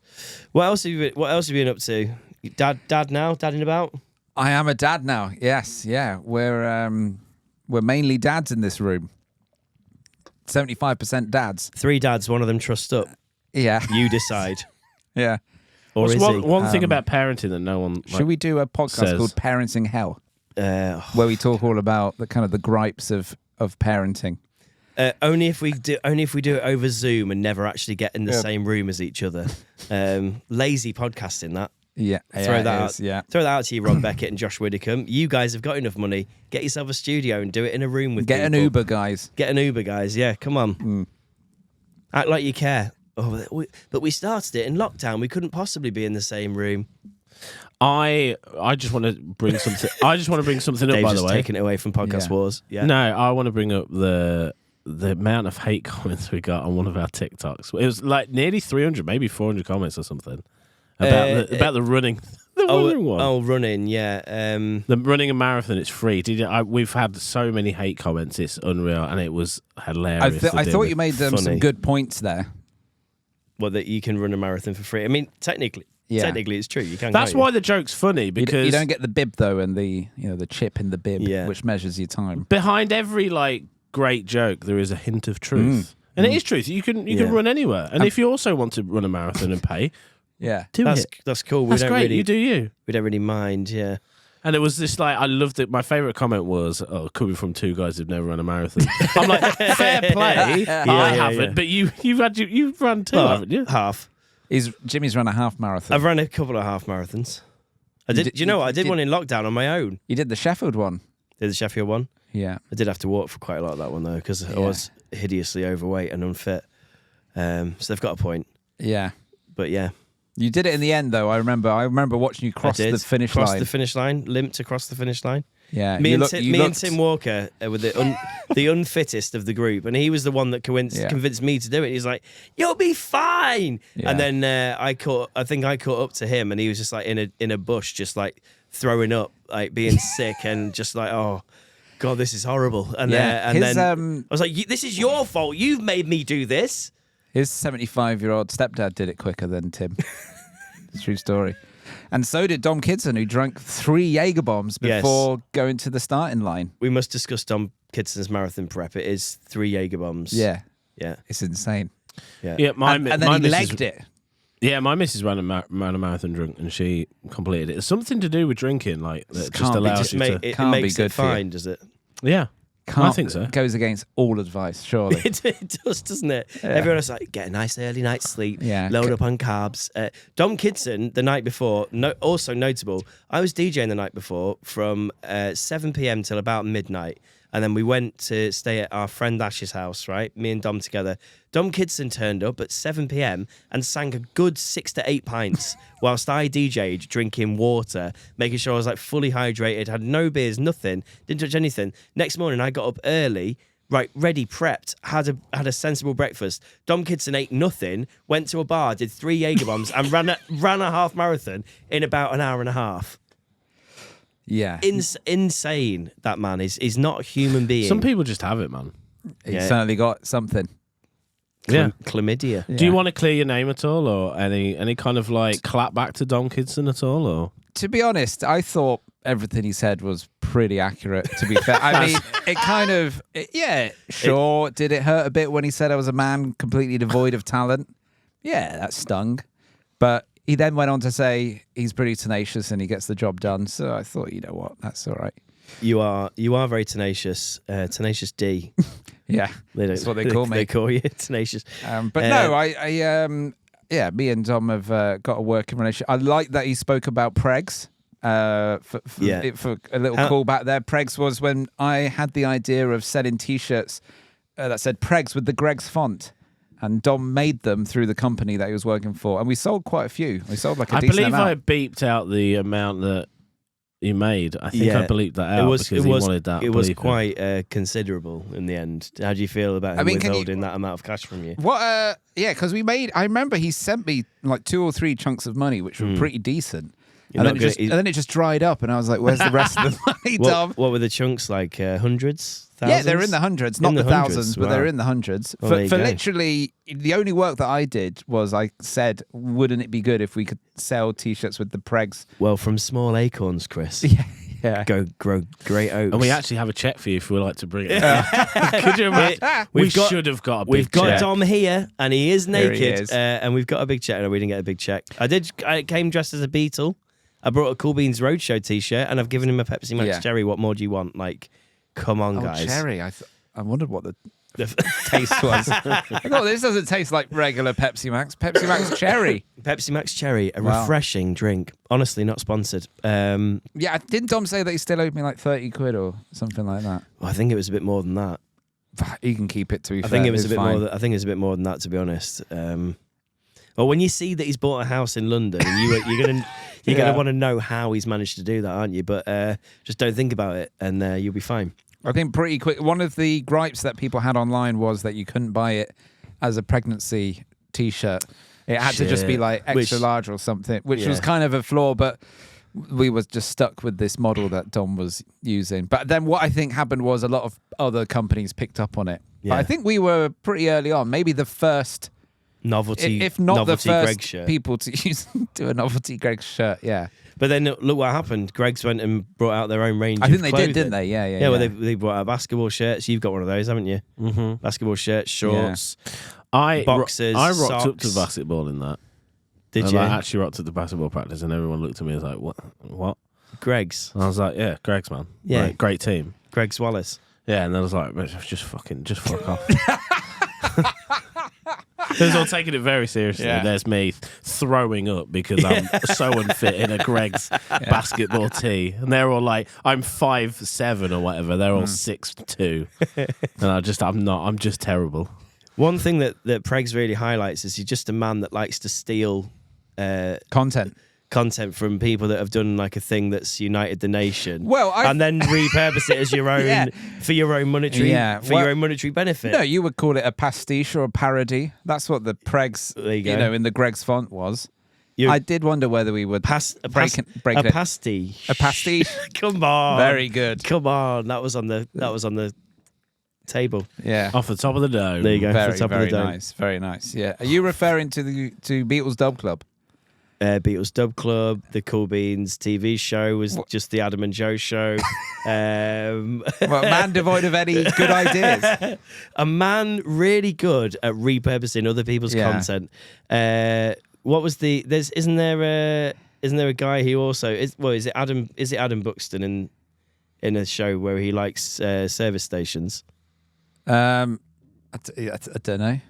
I do like service stations. Don't know about that. Quite a few. Everyone likes service stations. Shout out to Gloucester services. Alan Partridge likes service stations. Doesn't John Robbins famously quite likes service stations, and people love just talking about service stations in general. And I just in particularly love Gloucester services and T-Bay services. Those are the main two. Are you a bit of a straight through man when you're driving? Because I have to have a break. I like the break. Unless you go. Whereas I have a friend who's just like services. Depends if I'm running late. Stop. Well, yeah. No, I will stop and have a break at a service station. Yeah, Especially absolutely. Like, service stations are banging. Like, people need to. They're just fucking incredible. Yeah, I love them. I love sitting on my own and just people watching with my headphones on in a service station in the middle of nowhere. I don't want to go home sometimes. What's your favourite one? Like a killer would do. There was. I can't remember the fucking names of them, but there was one at like Peterborough Roundabout that was incredible. Had everything. It had like a Mexican place, which I always ordered from. Didn't steal anything though. I went to Beaconsfield the other day. That's pretty good. They've got Spoons there. And apparently during lockdown, wasn't it like the one pub that was open? Because it fell under some rule because it was at a service station. You could get a pint there. That's what I heard. That's mad, isn't it? So people were just going to Beaconsfield and getting tanked up. I think so, yeah. I think so. But listen, some people may claim that, I borrow other people's content or steal ideals for my own personal gain. I'd like to address those people now, Chris. So what? You know what? Yeah, just you didn't. Hey, you didn't do it. Yeah, you didn't think of it, did you? Yes, I didn't form the Beatles. No, but I did form the Beatles Dub Club. Yeah, there you go. So give me some credit. Yeah, there you go. Yeah. Well, it's replicate then innovate, isn't it? That's the saying. Yeah. I mean, the Beatles were just lifting it from Chuck Berry and Little Richard and people. They stole it first. Yeah. That's right. Mary McCartney. Who's a personal fan of the Beatles Dub Club. Who's actually Paul's daughter. Yeah. And actually messaged you. She did, yeah. I listened to that on the radio. Yeah. My lawyers will be in touch. Well, where did you get those dubs from, Chris? This is a true story. I did a piece on BBC Radio 6 Music, which is my all-time favourite radio station. Great radio station. I'm going to say it. And with broadcaster Craig Charles, one of your all-time favourite broadcasters. Yeah, certainly up there. Well, I would say my favourite is Sean Keaveney, who Craig actually replaced. So I was kind of sad about that, but I love Craig as well. And also, Chris has a podcast called The Worst Time. Yes. And you had Sean Keaveney on as your final guest, which must have been a lovely moment for you. Very, very lovely moment alongside Greg James.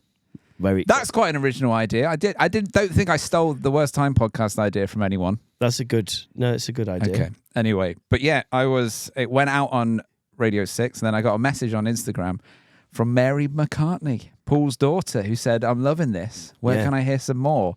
And then we had a little chat, and I thought sooner or later it was going to be my lawyers are in touch, but that never came. Did you have to ask her, can I screenshot your message and share it? I did. I said, "Hey, Mary." I said, "Can I share this with the public?" And she said, "Yeah, it's fine." Hey, yeah, people do that to me all the time. I'm Mary McCartney. Mary McCartney. I'm Mary McCartney, you know. Yeah. She's not Scouse. What? Her and Stella are quite London, aren't they? What? Yeah. That's abhorrent. Yeah. I can't believe it. I can't believe it. I don't think many of the Beatles kids are that Scouse because they all grew up all over the place. Oh. Sean Lennon's like American-ish. Very American, actually. Disappointing, really, isn't it? Yeah. Well, I don't know about some of it. Zach Starkey, never heard him speak. Kind of muddies the waters. We've lost Dave by talking about the Beatles kids. It kind of. All I keep thinking is, what's her name of the Beatles who ruined it all? Yoko Ono. Yeah, that's the one. That's just going around in my head constantly talking about Beatles. That's Sean's mum. Do you not think it would be great to have a segment in your Beatles Dub Club where you bring out somebody who's playing Yoko Ono? Not sure. Oh no! It's Yoko. Oh no, it's Yoko Ono. Hit her with a stick. No. A bit like El Crazy Cat with Ham Pocket. Or you could bring out a Yoko Ono pinata. Please do that. Please. She gets a lot of smash it to bits. She gets a lot of hate. So I'm gonna say a lot of. Very diplomatic of you, Chris. I like that. A lot of people saying it was misjudged, the hate at Yoko. I don't. Yeah, I'm part of the crowd that just kind of dips in and goes. What's your favourite Beatles conspiracy theory? And I think there is only one. Right? Here we go. I mean, there's so many. Who shot John Lennon? Was it the real Paul McCartney before he died?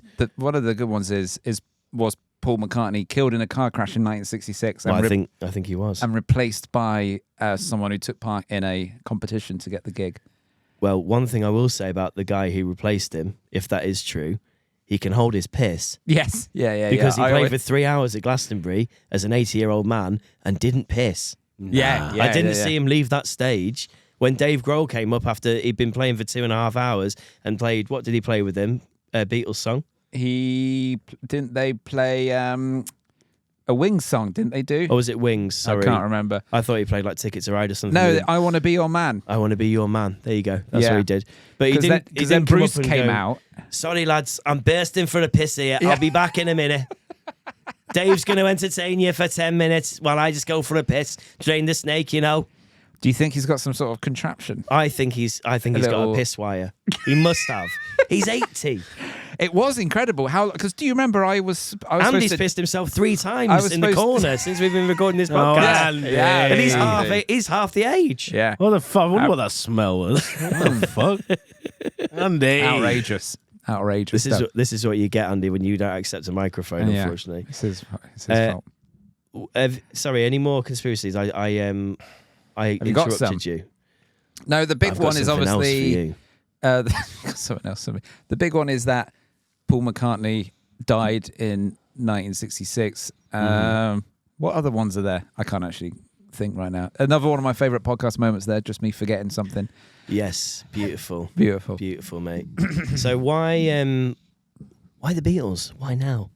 Why you? Why me? The Beatles now? Well, you should listen to my episode of the Utopia Project podcast. Yeah, where you do clear that up. Where I clear up kind of the backstory of the Beatles. I'll give you an abridged version here. I thought it'd be a fun thing to do at festivals. I took 3 buzzwords and the rest is history. And what you used to do at festivals was make me and Dom Kidson pretend to play panpipes. And so as much as we were relieved when we realised we didn't have to play the panpipes anymore, we now have to find other ways to get into festivals. So if you ever see me and Dom Kidson outside of a festival just trying to dig our way in, it's kind of Chris Arnold's fault. We've kind of got to the Cool Beans Roadshow now in this narrative here. So after the TV show ended, I went travelling for a year, came back, moved to Bristol. Did you find yourself? I think I did, actually. Yeah. I think I found myself, and found myself in the Philippines, I think. A dog called Mama Smiley took me for a walk. Yeah. This is a true story. And took me on a walk on a beach and found a Filipino guy who gave me a coconut from a tree. Well, yeah. Had you done ayahuasca? Sounds like I don't know. No, it's a true story. Wow. Okay. Anyway, they'll say that's just Philippines life, is it? Yeah, that's just the Philippines. There you go. Palawan. If you're ever in the Philippines, go to Palawan. There you go. And this isn't Star Wars. What's going on?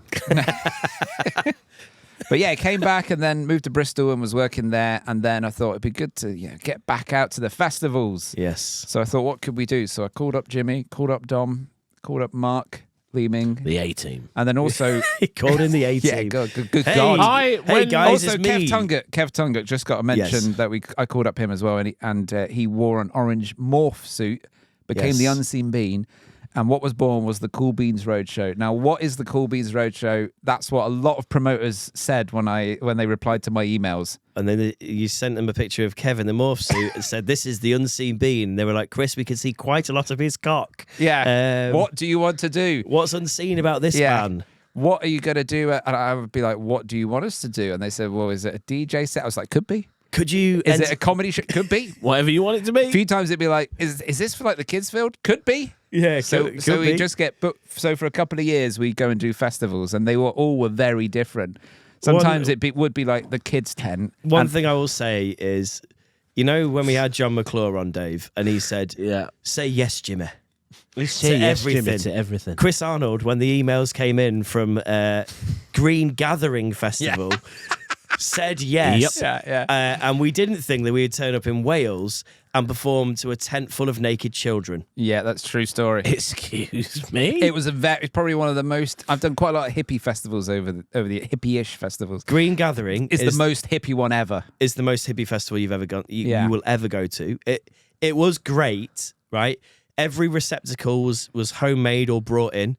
If you got crew food, they had like porcelain plates. You normally get like disposable plates. They had porcelain plates and cutlery that you'd have to take and wash up and everything. You sure this wasn't a cult? It was a little bit like a cult. Yeah. It was a little bit like a cult. We didn't stay, if I remember correctly. Well, they said, can you do like 5 p.m. every day in like the kids' tent? And and it was like Thursday, Friday, Saturday, Sunday. Can I just the naked kids tent? Carry on. Yeah. Well, this is the tent we were performing. There's only 2 or 3 naked kids.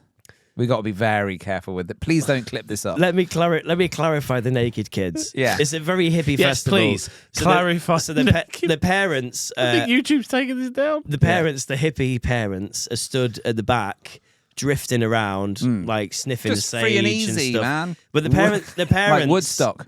The parents are naked too.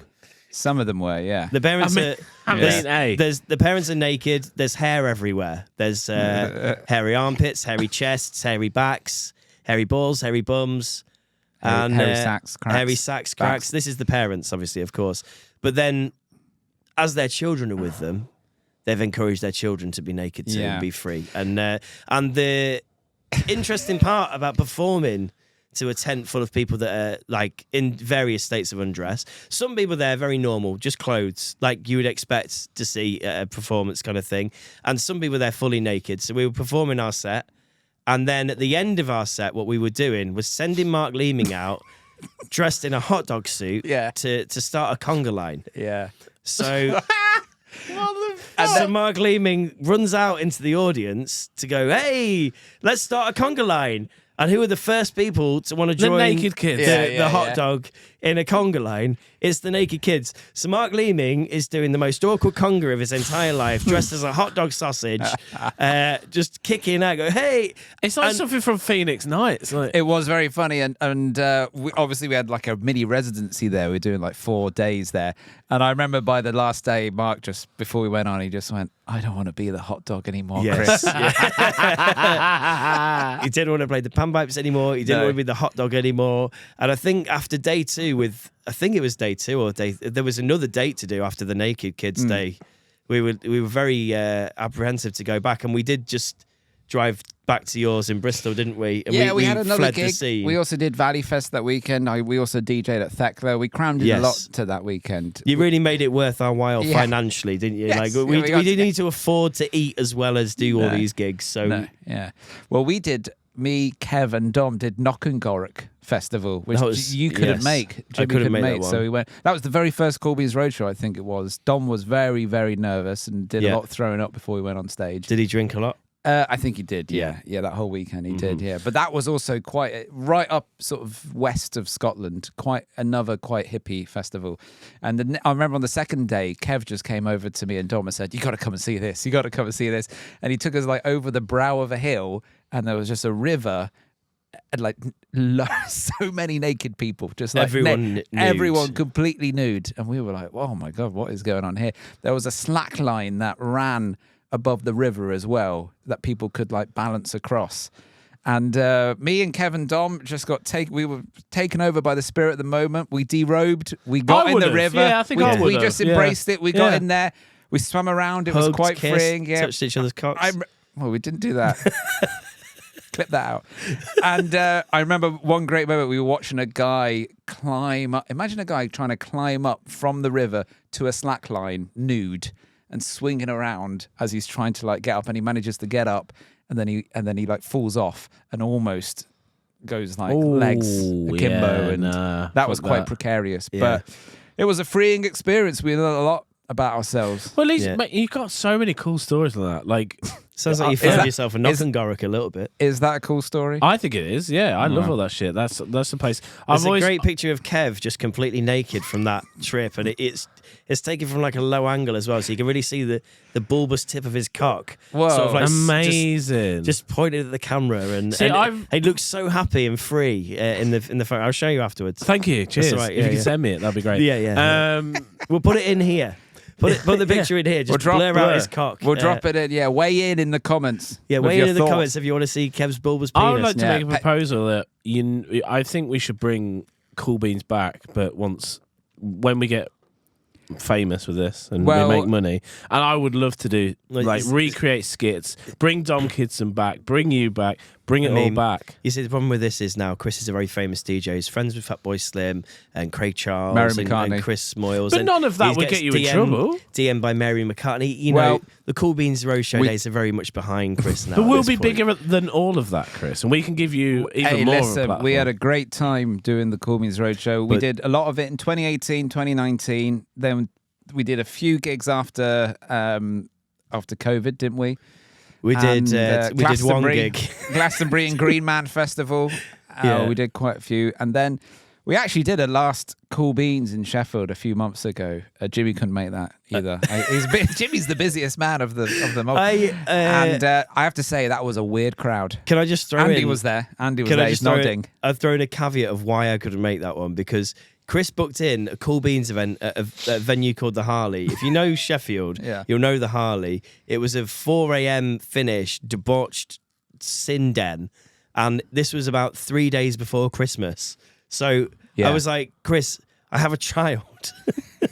I'm not going to be... I didn't want you to stay for the whole thing. I'm not coming out to DJ till 4 a.m. And then get up the next day, after driving home and getting in at 5:30 and then getting up at 5:30 with my, child who wants to get up and celebrate the Christmas tree and whatever else he wants to do. I think you could. Luckily, Did you do it or not? Well, luckily for everyone involved, the Harley shut down all of a sudden for like the 15th time in its life. I begged Chris not to do it. I said, you don't need to do this, Chris. You're a successful man. You've got a career. You're a radio broadcaster. You're best friends with Fatboy Slim. You don't need to do this anymore, Chris. Is the Harley still going? You know what? I walked past it today. It's definitely not still going. It's dead. It's very sad. It's all boarded up. It's all overgrown out the front. Yeah. There's weeds out the front. It's a shadow of its former self, and that's where me and Jimmy cut our teeth in this. It is, yeah. This city. A lot of people say the real downfall of the Harley was the time I had to ask the owner of it for a joint, and he thought I was trying to buy heroin. But a lot of other people would say that the downfall of it was he won't be listening or watching. No, so. not in his tent in Hope Valley or wherever he lives. Yeah. But the real downfall of it was probably the 50 Sniffs gig that we did there. What, the Tramlines Ale Lodge? Tramlines Ale Lodge. I think that was really the nail in the coffin. I mean, of the I have Harley. some great memories. I used to DJ there quite a lot. I remember DJing once to barely anyone on like a Tuesday or something, and I was DJing away, and the speaker at the back of the room fell off the wall and landed on the floor. Yes, yeah. And I was like, wow, that could have really hurt someone if someone was sat underneath there. Yeah, luckily, Chris was DJing, so no one was there. Yeah. In those days, no one cared. DJ Moses, a man who once played the Birdie song. Wow, that's a very famous. On the second ever Cool Beans event, we played the Birdie song, and it really split the crowd. Yeah. They weren't ready for it. It coined the term DJ Moses at that point. Yeah, DJ Moses. Because you come on and you part the seas. DJ Moses. DJ I like Moses. it. That's what we. Yeah. It became like parlors, didn't it? It was like you'd go and see a friend who's DJing somewhere, and there'd be an empty dance floor, and you'd be like, "Wow, you're really DJ Moses." Mosey in this. Yeah. I think maybe what you should do now is like a Beatles Dub Club set, get everyone really going, then drop the Birdie song. Just see what they do. I mean, do you get intrusive thoughts when you're doing it? Sorry, sometimes. Dave. Yeah. I was going to say what's the most controversial song that exists, and I think there's one that's just been dropped by Kanye, which. Oh really? Yeah. Oh my god. We can't. I don't think we're even going to say the name of it. You can't even say the name of it. Yeah. That's the Wow. thing. And you not even on this podcast where you can say anything. I wouldn't. No, don't say it. You can say anything, but do you really want to say? No, don't say That's anything. the thing, isn't it? Yeah. So Where why has do he you done draw this? the line? Oh, for attention, probably. Yeah. Yeah. I think he should go to therapy or something. I think he definitely needs a bit of help, doesn't he? But I don't think he'll be listening to this podcast. I don't. Do you reckon he's one of the 37? He might be a Patreon. Do you reckon Kanye's in the 37 club? Serious question, Jim. If Kanye said like, "I want to come on the podcast," would you say yes? Imagine the views. Yeah, I would. Yeah, but surely. Imagine the views. Yeah, but like, Could get him to sign my college dropout vinyl. Yeah. That would be worth something. Imagine the pictures. Me, you, and Kanye. We could probably AI those. To be honest. Yeah. Honestly, you could probably get a man because he's going to wear that like just full on black face mask, isn't he? Where it's just like Probably covers just his face. Probably just get anybody in. Could get Andy in. I don't know if I'd do it. I don't know if I'd be like. I think you would. I think if Kanye said, "Oh, well, listen, want to come on the pod," Would you do it? Kanye wants to come on I think BBC if Radio Kanye wanted Bristol. to be, I think it'll be like newsworthy enough to yeah. Kanye, welcome to BBC Radio Bristol. What have you got to say? I'm not going to do a Kanye impression. I so many went through my head. I was like, just don't say it. Don't say the name of your recent single. Don't. I'm going to research this afterwards because I know that he was selling Sorry, offensive. He was selling offensive T-shirts and stuff, wasn't he? He's just doing it. Offensive. He was. Yeah. Very offensive. Yeah. I nearly played it in my car on the way here, and I was like, should I? I don't know. But maybe that's his point, right? Yeah. Is it on maybe that's the Spotify? point. I don't know because I didn't even. I was like, should I? It's not on Spotify. I Did think Spotify I even think take it's it been down? removed from Spotify. Wow. But I've heard the beats fire. Just the content is the lyrics. Not so. The thing about Kanye is he can make a great beat, can't he? He really can make a great beat, and he proved that years ago with the Poop Diddy Scoop beat. Do you remember? You know the story behind that, don't you? Yeah, Drake wanted it, so Drake he wanted did, so it. he So he ruined went, it because he "Fuck could. it." Because he was like, "This is one of the greatest beats ever made." Ruined. And they just Wow. went, "Poop, did he scoop over it?" And everyone was like, Scoop. Poop "What?" Diddy Scoop. And Drake was like, "Okay." I don't think Drake would have even been that bothered. And they played it on radio, didn't they? Do you remember? The new one from Kanye is here. Boop diddy scoop. Boop diddy boop. Boop diddy I boop. don't remember this at all. What era Kanye was this? 2016 or so, 2016, Wow. 2017. I think the song's called I Lift. was in Palawan on the beach with the dog. Lift. Oh, you'll find yourself. Yeah. It's called Lift Yourself. Really? Yeah, it's I called don't Lift remember Yourself. that at all. We'll have to educate you on a few. He was high on songs. ayahuasca. I was. Speaking of songs, though, mate, I have got a special one for you. I'm ready. I've written ready. something really special. I just need to go get my laptop for the lyrics because I've made something for you as well, so you can sing along. You get the laptop. A bit like my wedding. Wow, I wanted to ask you what your favourite song was that you. My favourite song. Yeah. What's your favourite Beatles album? What, I have really? to Is say- it a Beatles song? I have to say Really? the best of the Beatles is probably my favourite. See, I'm not like the biggest Beatles fan, and whenever somebody like says, "Oh my god," like The Beatles. you don't even Yeah, know yeah. the Beatles. I'm like, I've That's not really fine. listened to them. I think Jim O'Hara was like, if you don't like the Beatles, mate, I'm gonna fucking kill you. And I was like, He did. I Sounds don't like really. He did threaten At you. the pub, he just leaned in, all like severe. Went, Yeah. do you like the Beatles? Because I will fuck off. And If you don't, yeah. there was a knife, wasn't there, as well? oh yeah, Yeah, brandished yeah. a knife. He had a knife, yeah. So it is a Beatles track. I don't know actually. I've often said this is a bit more curveball, but I've always said that my favourite band is a band called NoFX. Shit! Really? I would have said that. Who are very, very, very far away from the Beatles. Yeah, funnily yeah, enough, yeah. actually, they're probably quite anti-Beatles. But I've always liked them I like their music, but I also always like their sort of DIY spirit and their tenacity. And I think I learned a lot from them with regards to their tenacity, and they just cracked on and did things their own way. There you go. And I've tried to attribute some of that to what I've done over the years. Definitely is kind of, just give it your best shot and crack on and keep going with something, even if it's maybe not working, or keep going, keep going with the podcast. I was going to make the reference to the Harley being like keep going because you said it died a death quite a few times. Well, and I thought that then you've got something in common with the Harley where you just keep persisting and keep coming. You keep going. Keep coming. Sorry. I'm gonna fucking block out. That's a reference to another episode. Sorry. Why did you say keep coming? Of all the things you could have said. So Chris, as you know, I'm Scouse by marriage now. So Yes, I make you quite are, a lot yeah. of trips to Liverpool. And what you obviously know about Liverpool is it's the home of the Beatles, but it's also a home of a lot of things get lost. Like relics. Lost property. Profits. Things What? things that get You lost. I knew that was It's- coming, man. I knew it's coming. Things get lost. Don't worry, I've not got any lost profits, but Wow, I've been okay. I've been digging around in a few attics in my time. Yes. Been down on Penny Lane, and I found an instrumental Beatles track Oh, really? from 1971. What, the year after they'd broken up? Yep.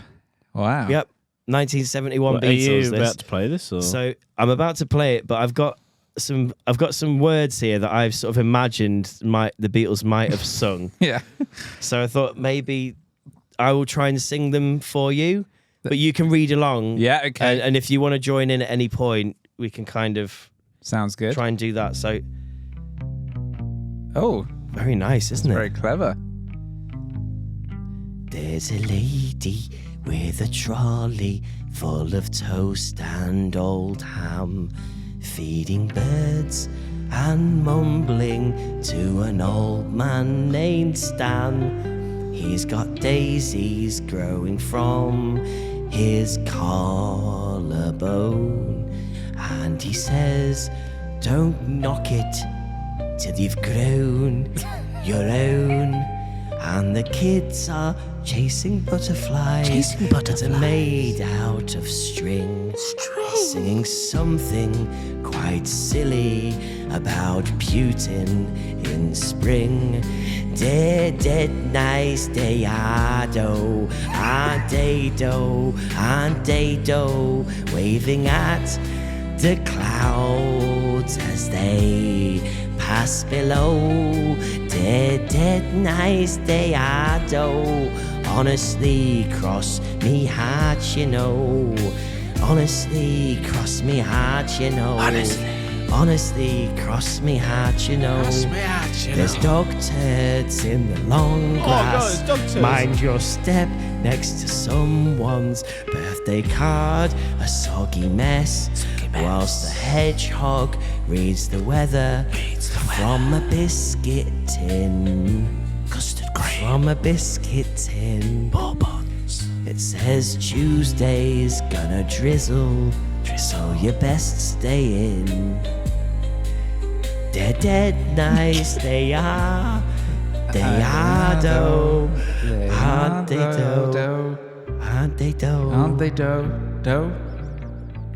I think we're gonna leave it there. There's loads more. Oh, the but world's gone crackers. Someone said it's fate, but I'd rather have a cuppa and a slice of cake. Life's a bit peculiar, strange but sweet, like jelly on a Sunday or shoes on your meat. They're dead nice, they are though. Are they though? Are they though? Kicking through the daffodils that barely grow. They're dead nice, they are though. One more time for the folk in the bungalow. Wow. wow, the folk in the bungalow, everyone. Chris, it's been wonderful having you here. Thank you for indulging us in that. You didn't have any headphones the whole time. Yeah, I It was think just us three in the room, just going, custard creams. He's trussed up. He's trussed up. He can't hear you. Andy's face was a picture there. And it's Well- like, What's going on? Did you write that? It's very good. Well, well, rumor Was it has- AI? Rumor has it might have been AI'd. Yes. It felt AI, but it also felt like something that you could have written. Well, there were a few prompts from me, like they are dead nice, they are, aren't they? Dale? Yeah. And there's dog turds in the long grass, which is another song that I'm writing myself. And who wrote the music? AI as well? Maybe, might be, Wow. could be.